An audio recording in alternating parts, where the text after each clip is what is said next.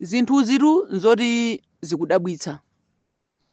Ineyo sindimakhulupirira zoti Atupele angamapite pa msonkhano ndikumakhala kunsanja kuchako mpaka na kumaliza msonkhano wake kumawerukira kuyankhula nkhani zapita muthalika ndi Nyasa. Sindimakhulupirirayi.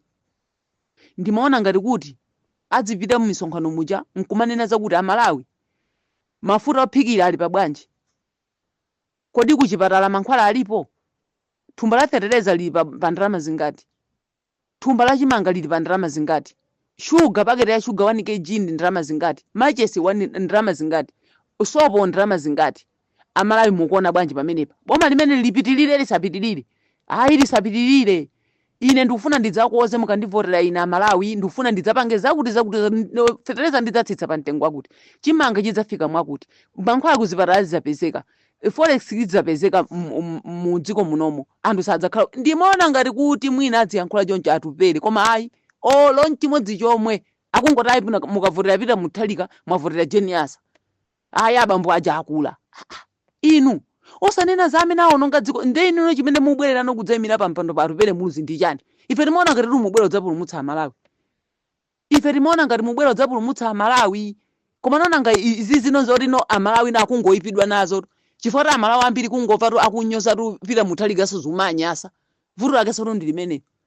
Kungova kuti anthu ayamuyankhula chonyoza pita muthalika. Anthu nthawi yomweyo munthu amantuluka. Sindizoona kuti Mulungu ayika chisisi chanji pamene papa. Anthu akangonyoza pita muthalika kungomuyankhula maonyoza munthu amene amakhala ndani pa anthu 100 amakhala mwina anthu awiri omukonda munthu uja. Anthu 98 osewa odana naye munthu uja fechera amunyoza pita muthalika. Mulungu ayika chisisi chachikulu anthu mwina sakudziwa ayi.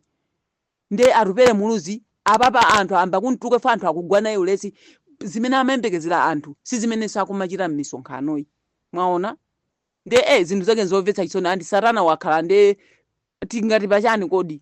Tingati wakhala pa khomo watseka. Tingati chani? Koma back to sender. Back to sender. Amalawi sakulola zona kuti Satana mpaka na achinge palibe. Back to sender.